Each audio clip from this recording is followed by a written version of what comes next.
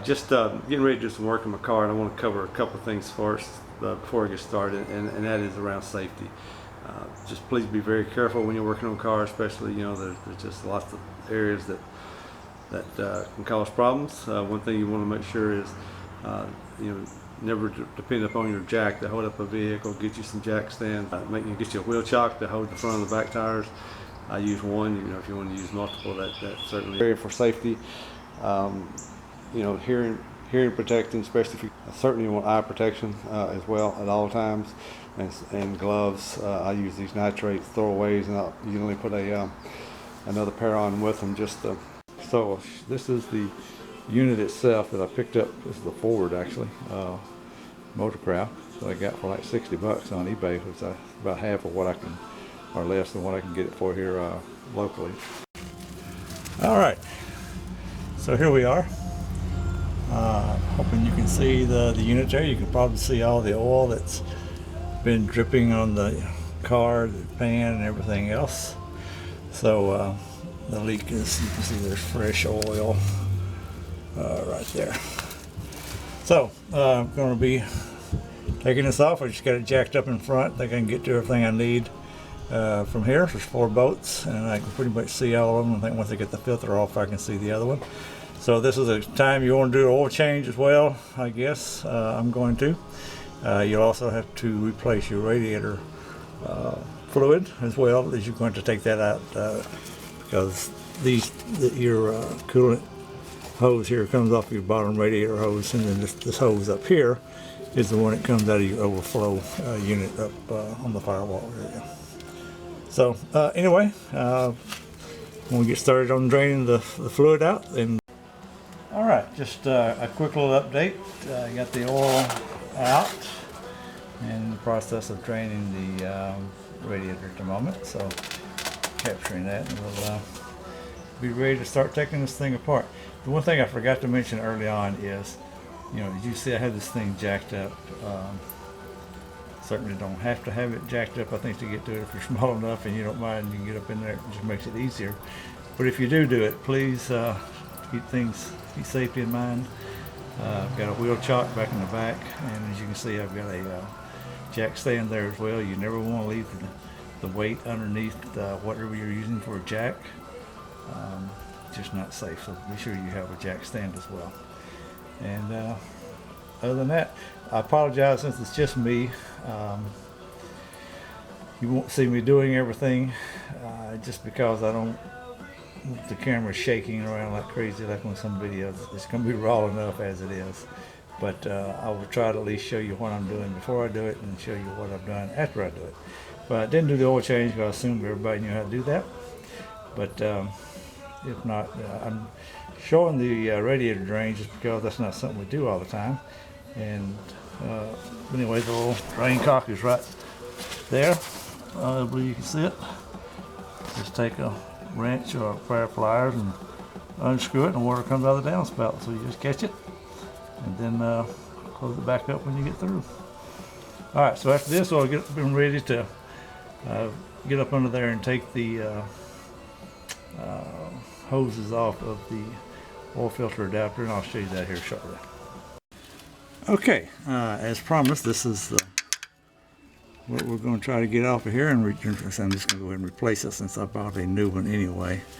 I don't think there's anything wrong with it, but since I got it. All right, we got this electronic sending unit has to come off. And then you got 4 bolts. There's one there,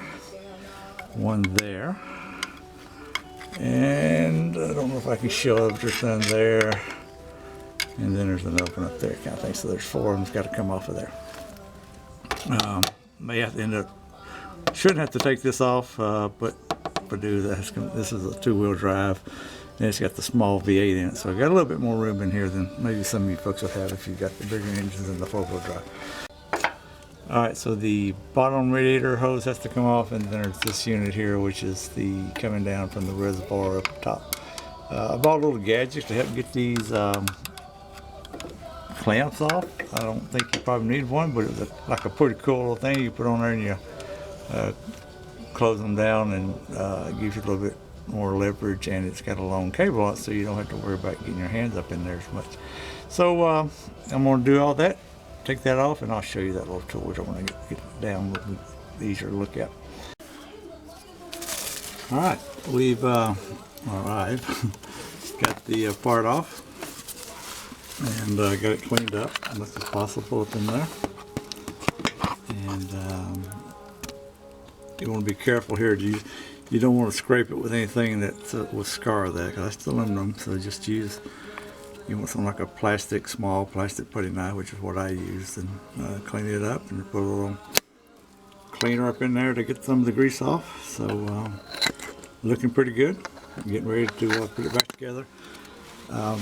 Came off pretty easily. Like I said, there's a couple of these bolts up here on this section. They're a little bit hard to get to, but nothing drastic at all. So nothing that creates any great difficulties.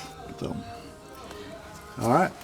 Next thing you'll be here shortly. We'll put it all back together and we'll see how it works. I'm going to put a little Loctite on the end of the bolts because that's what was on there. It only takes about 18 pounds of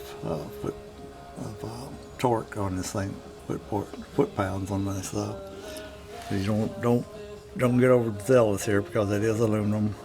All right, we're all back together. We fired up for a test run, got all the oil and antifreeze and all that back in there. Good. Underneath the area, so that's good to see. Blowing up. Alright, I'll let it warm up a little bit. And I'll be done with this. If I have any questions or anything I can do to help you with, please let me know. I am a less than shade tree mechanic. I'm a computer guy by trade who got tired of paying for a high maintenance bill from my mechanic and started doing things myself. So I appreciate all those who have gone before me, who have made videos that allow us to do these things. I enjoy fixing things on my own. So anyway, I'm here for anybody has any questions, anything that I can help with. Thank you. I almost forgot. I did tell you guys I was going to show you my weird looking little contraption here to remove the clamps on the water line. And this part here fits on the clamps. And then you use this to tighten it down, and then this little part here will close down and open up the clamp. The good thing about it, it'll stay, it's got the it'll catch over here.